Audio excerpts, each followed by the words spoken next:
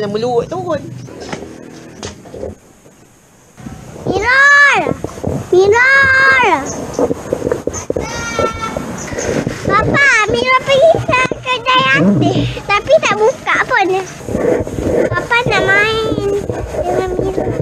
Ini Dot. Ambil Dot. Ish. Janganlah ketuk. Lihat ni ada angkat. Oi. Kenapa tak muat samping tu? Ray terlalu mini sangat. Tak muat Arif duduk dalam tu. Boleh lah beli satu lagi. Dua. Cibu dua. Boleh beli besar. Dia kalau open tak boleh. Dia akan murah. Walaupun raya ke apa. Baik ya. Kotor masalah tu. Kata dik. Dia banyak. Adik tu senyum, adik senyum.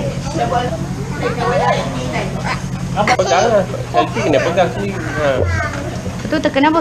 Tak payah. Dia memang ambil gambar kat nyala ke mana dia. Tipu lah. Aku tak nak kena tipu. Ya dah. Tak sampai pergi motor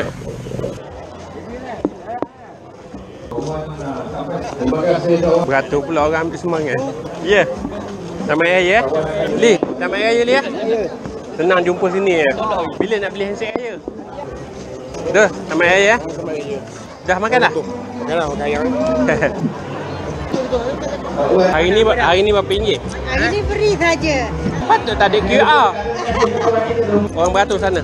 Pergi duduk belakang sekali sana. Cakap terima kasih. Kena beratur. Adam. Ada beberapa meja saja lagi. Para table. Kita nak ke nampak adik tu pandai juga. Tuan-tuan perempuan semua penduduk di Kedah sini. Alhamdulillah syukur Allah. Hari ini kita dapat bersama dalam jamuan di Kedah Tasik ini.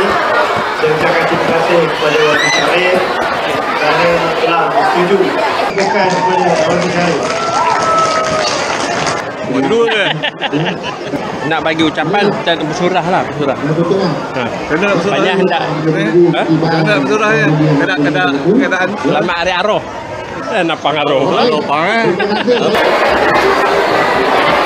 Dapat beraya dengan putih.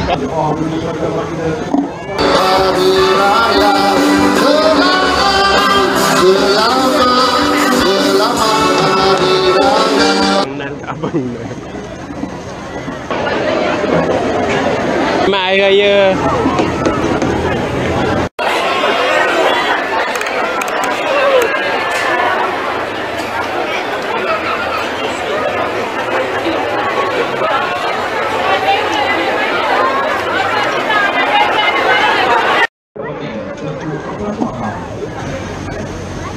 Kopi dia ramai kat orang ah.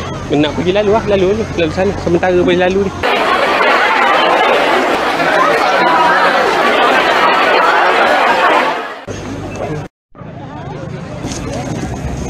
Oi, banyaknya. Selamat Hari Raya.